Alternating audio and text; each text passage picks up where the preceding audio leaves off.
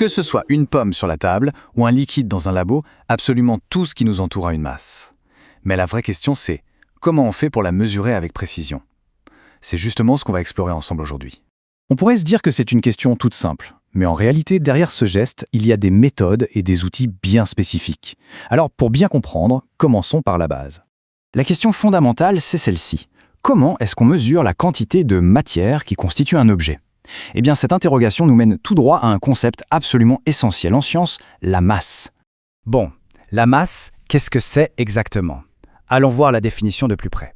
En fait, la masse, qu'on note souvent avec la lettre M, c'est tout simplement la quantité de matière qu'il y a dans un objet. C'est logique, plus un objet contient de matière, plus sa masse est importante. Pas plus compliqué que ça. Bien sûr, pour que tout le monde puisse se comprendre, il a fallu se mettre d'accord sur une unité de mesure de référence. Et cette unité, c'est le kilogramme, le fameux kilo. D'ailleurs, petite anecdote, pendant très longtemps, sa définition officielle reposait sur un véritable objet physique, le grand K, qui était précieusement conservé en France. Mais attention, le kilogramme n'est pas seul, il fait partie de toute une famille d'unités. On a des unités beaucoup plus grandes, comme la tonne, super pratique pour un camion, et des unités bien plus petites, comme le milligramme, parfait pour peser un grain de sable. Bref, tout est une question d'échelle. Ok, passons à la pratique. Concrètement, comment on s'y prend pour mesurer la masse d'un objet solide? Allez, prenons un exemple que tout le monde connaît. Une pomme. Pour ça, il existe deux grandes approches. D'un côté, la méthode classique, avec la bonne vieille balance de Roberval.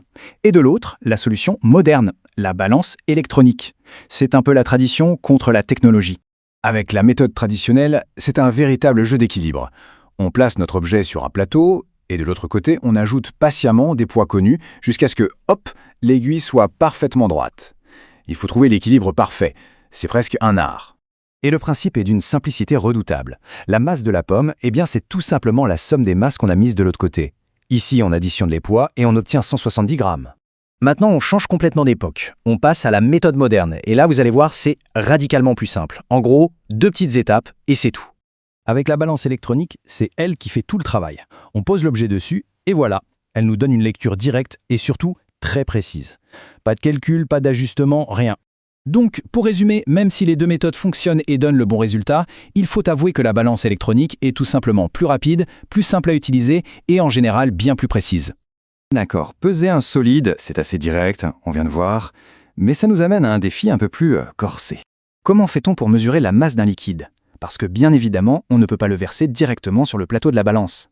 C'est là que ça devient intéressant et qu'il faut être un peu malin. La première solution qui vient à l'esprit est purement logique. Elle est basée sur une petite soustraction toute simple. Regardons ça. Première étape, on commence par poser le récipient vide sur la balance. Ici, c'est un bécher. On mesure sa masse et on note. Dans notre exemple, il pèse 49,1 g.